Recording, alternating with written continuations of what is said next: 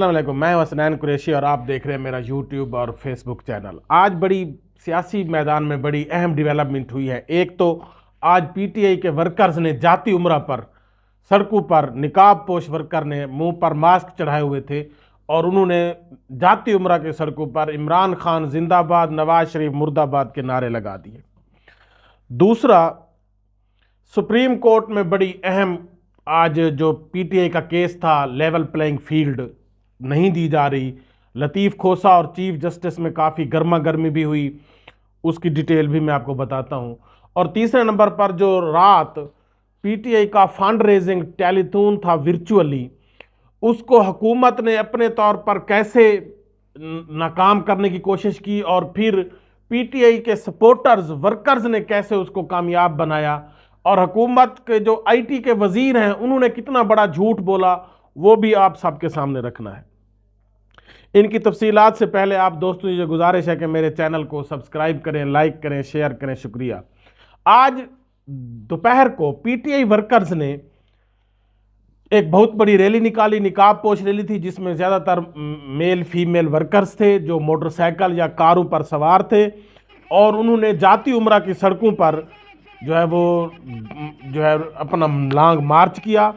और उनमें से बहुत से लोगों ने इमरान खान जिंदाबाद के नारे लगाए। और जब मीडिया वालों ने उनमें से एक दो से पूछा तो उन्होंने क्या कहा कि इमरान खान एक हकीकत है, कोई उससे इनकार नहीं कर सकता, और इमरान खान ने जो अवाम को शऊर दिया है, आप बेशक उसको कैद और तन्हाई में रखें, उसने अपना काम कर दिया है।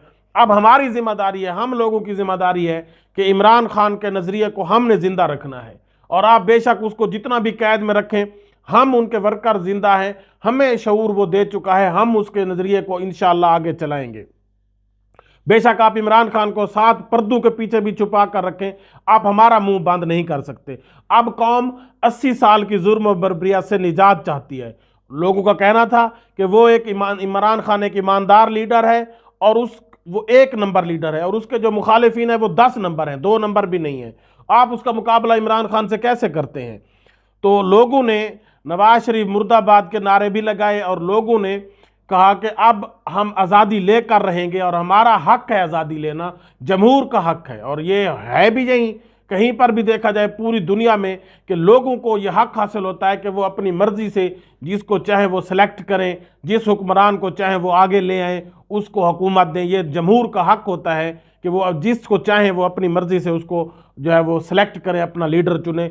कोई बाई फोर्स अवाम को ये नहीं कह सकता कि आप फलां के पीछे खड़े हो जाएं, फलां को लीडर चुने। तो लोगों का खौफ का बुत अब टूट चुका है, लोग अब इस खौफ से निकल चुके हैं।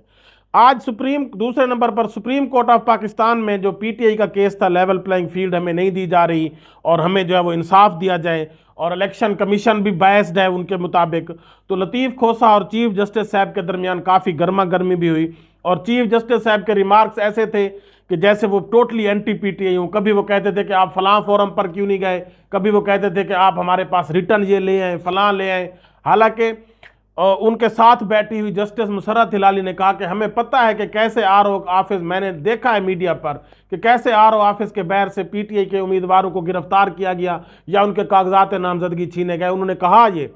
लेकिन जो चीफ जस्टिस साहब हैं वो कहते हैं कि जी मैं तो मीडिया देखता ही नहीं हूँ, उसे पता ही नहीं है कि इमरान रियाज कौन है, उसे पता ही नहीं है कि जो कागजात नामजदगी छीने जा रहे हैं या पीटीआई के साथ ज्यादती हो रही है। वो कहते हैं कि आप फलां मामले में इलेक्शन कमीशन के पास गए, हालांकि सबको पता है कि इलेक्शन कमीशन इस वक्त टोटली बैस्ड है।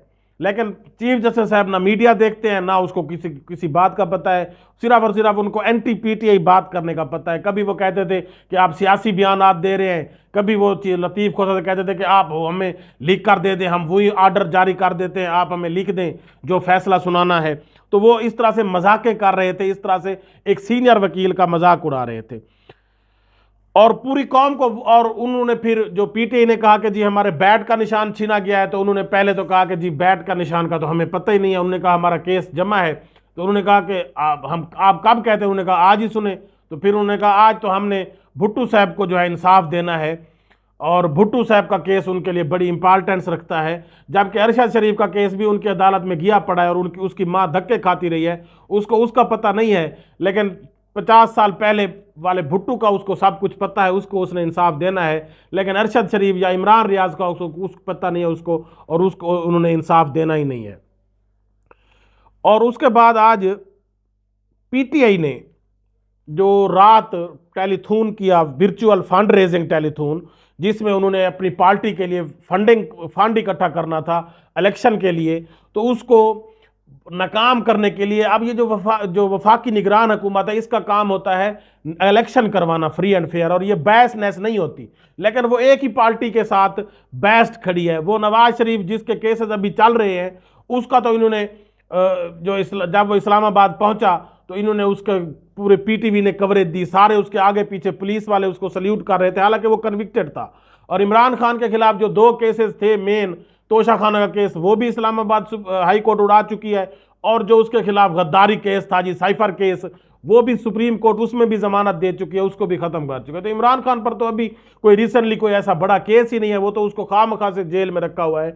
लेकिन उसका जो टेलीथून है, उसका वर्चुअल टेलीथून, बाकी पार्टीज बड़े बड़े जलसे भी कर रही हैं, लेकिन इमरान खान का जो वर्चुअल टेलीथून है उसको नहीं करने देना। और रात सारी कौम ने देखा, पूरी कौम इसकी गवाह है, हम भी गवाह हैं कि हम यूट्यूब बार बार चलाते रहे, हम फेसबुक चलाते रहे, वो चलती नहीं थी, नेट नहीं चलता था।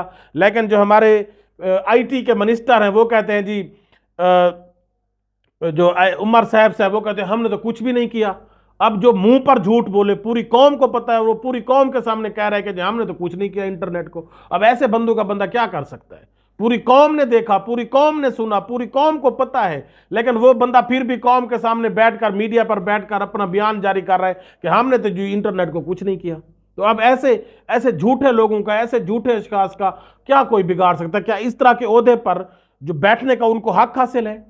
पूरी कौम के पास नेट का इशू था, हमारे पास था, सबके पास था, लेकिन उमर साहब कहते हैं हमने तो कुछ भी नहीं किया। तो ऐसे झूठे लोगों को क्या मोरालिटी, अखलाकियात इनकी इतनी है? पूरी यूरोपियन कंट्री कहीं पर देखें, इस तरह का अगर कोई वजीर बैठकर पूरी कौम के आगे झूठ बोलता तो दूसरे दिन उसको रिजाइन देना पड़ता और उसको वहां वो रहने ना देते। ये बस अब अंधेर नगरी चल रही है। इसमें जो जितने ज्यादा झूठ बोलता है, जो जितना मक्कार और झूठा शख्स होता है, उसको प्रायोरिटी दी जाती है। सच्चे इंसान को जेलों में डाला जाता है, उसके लिए यहां रहने के लिए जमीन तंग कर दी जाती है। अल्लाह ताला से दुआ है कि सच और हक के साथ बोलबाला करे, और पाकिस्तान में जो सच और हक है उसको आगे ले आए, और जो झूठे शख्स हैं, जो बेईमान शख्स हैं, जो करप्ट शख्स हैं, उनको निस्तो नाबूद करे। अल्लाह हाफिज।